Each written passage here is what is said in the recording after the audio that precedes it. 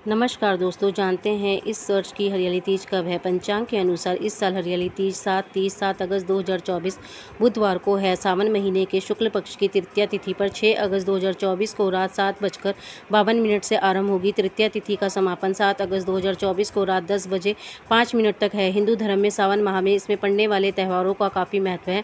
सावन माह में 7 अगस्त बुधवार को हरियाली तीज का व्रत पड़ रहा है। हर साल सुहागिन महिलाएं अपने पति की लंबी उम्र की कामना करते हुए ये व्रत करती हैं। इस दिन विवाहित महिलाएं इकट्ठा होकर माता पार्वती और भगवान शिव की विधिवत पूजा अर्चना करती हैं। इस अवसर पर झूला झूलने और मेहंदी लगाने का भी बहुत रिवाज है। आइए जानते हैं हरियाली तीज की व्रत कथा।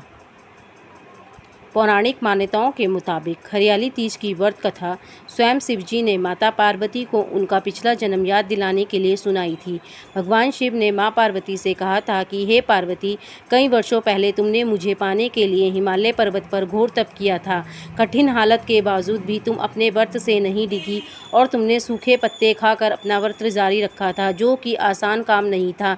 शिवजी ने पार्वती जी से कहा कि जब तुम व्रत कर रही थी तो तुम्हारी हालत देखकर तुम्हारे पिता पर्वतराज बहुत दुखी हुए थे।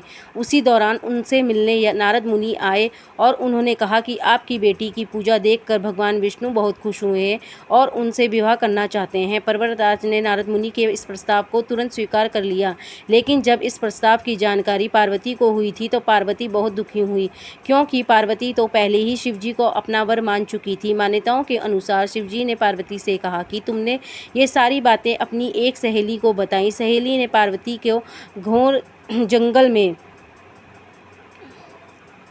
घने जंगलों में छुपा दिया। इस बीच पार्वती शिवजी की तपस्या करती थी। तृतीया तिथि पर यानी हरियाली तीज के दिन रेत का शिवलिंग बनाया। पार्वती की कठोर तपस्या से प्रसन्न होकर शिवलिंग ने शिवजी प्रकट होकर गए और पार्वती को अपने लिए स्वीकार कर लिया। कथा अनुसार शिवजी ने कहा कि पार्वती, तुम्हारी घोर तपस्या से ही ये मिलन संभव हो पाया। जो भी स्त्री श्रावण महीने में शुक्ल पक्ष की तृतीया को मेरी इसी श्रद्धा से तपस्या करेगी, मैं उसे मनोवांछित फल प्रदान करूंगा।